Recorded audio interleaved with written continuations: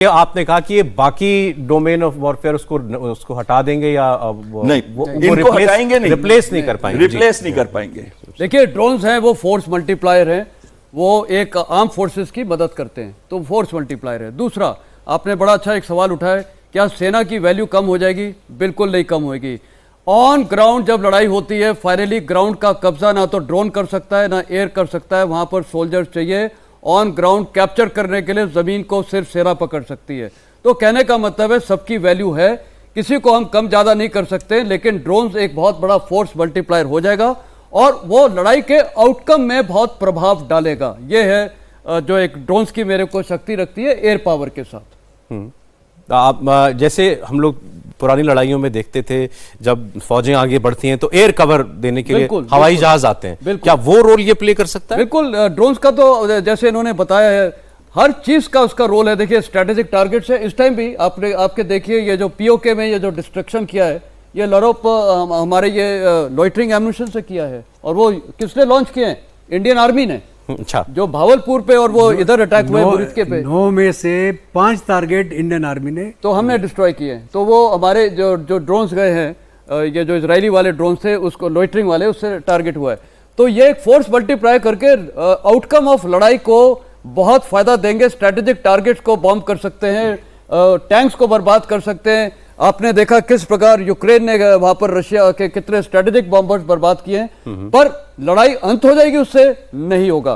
तो सेना का तो बहुत बड़ा अहम रोल है। तो ये कॉम्प्लीमेंट्री है, सब कुछ कॉम्प्लीमेंट्री है। और अभी तो स्पेस और साइबर ये भी एक उस डोमेन में आ गई है। यूक्रेन के ऑपरेशन में बहुत सारे एलिमेंट्स थे जो हमने बहुत डिटेल में डिस्कस किया। सरप्राइज उसमें एक एलिमेंट था, उसके अंदर ये था कि आप इतनी डेप्थ तक जा सकते हैं, तो आपने बहुत डेयरिंग ऑपरेशन भी था, और सामने वाले का इंटेलिजेंस फेलियर भी था कि वो डिटेक्ट नहीं कर पाया, या अंदर से अगर ड्रोन्स ले करके और वहीं के ट्रकों में अंदर ही ट्रक लेकर के उनमें डिप्लॉय किए गए, तो ये सब चीजें किसी को नजर क्यों नहीं आई? इनफैक्ट लेकिन ये है कि ये ड्रोन अगर सही जगह पहुंच जाए और सही जगह से लॉन्च हो जाए तो कितना घातक हो सकता है, ये आपको जरूर बता दिया इस ऑपरेशन में, क्योंकि इनकी बहुत ज्यादा लंबी रेंज नहीं होती है। ज्यादातर ड्रोन्स जो है, क्योंकि ये जिनकी बात हम कर रहे हैं कोई बहुत लॉन्ग रेंज ड्रोन्स नहीं होंगे सर। लेकिन इसके लिए जैसे ये बता रहे थे, लाखों लाख में एक देश खरीदता है, 45 लाख भी उन्होंने बताया कि कोई देश खरीद रहा है, यूक्रेन खरीद रहा है।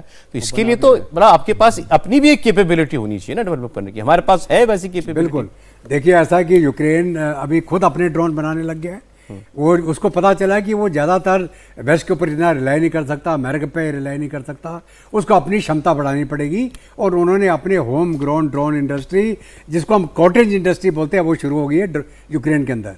उसी प्रकार भारत के अंदर हमारे जो स्टार्टअप हैं, छोटे छोटे स्टार्टअप, वो भी एक बहुत उम्दा क्वालिटी के ड्रोन बना रहे हैं, जो बिल्कुल नेविगेट कर सकते हैं, पे लोड कैरी कर सकते हैं। और इन अदर वर्ड्स, ड्रोन क्या है? Poor man's air force.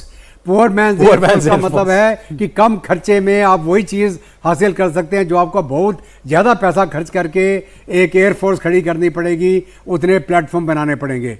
और साथ साथ में क्या है कि ड्रोन बैटल ऑफ एट्रिशन में बहुत ज़्यादा योगदान दे रहे हैं, जहां आप कम खर्चे में ज़्यादा नुकसान करके आ जाते हैं। उस जैसे बोला गया कि ऑप्टिक्स भी आता है उसमें, कि जगह जगह बिल्डिंग के ऊपर बम फट रहे हैं, कोई जगह आपकी सेफ नहीं है, कोई 2 आदमी भी चुपचाप जाके एक ड्रोन लेके कोई हादसा करके आ जाएंगे, उनको पकड़ना बड़ा मुश्किल है। तो ये एक नया एक वॉरफेयर का तरीका है, लेकिन इसके भी काउंटर खोले जा रहे हैं। इसके लिए भी आज पूरी दुनिया तैयार हो रही है। आपको अपनी कैपेबिलिटी बढ़ानी पड़ेगी, हम बढ़ा रहे हैं। उसी प्रकार देश के और मतलब दुनिया के और देश भी बढ़ा रहे हैं।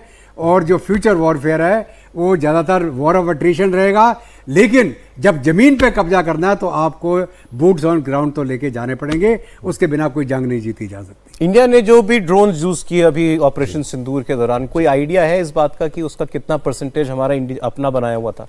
देखिए, इसमें 2 ड्रोन्स थे, वो तो बिल्कुल हमने बनाए थे। नागास्त्र 1 को हमने बनाया था एब्सोल्युटली इंडियन, और दूसरा था स्काई स्ट्राइकर, जिसको हमने एल्बिट सिस्टम्स हैं जो इजराइल की, उसके साथ मिलकर बनाया था। बाकी वॉरमेड पॉलिश ड्रोन्स हैं वो हमने डायरेक्टली इंपोर्ट किए थे।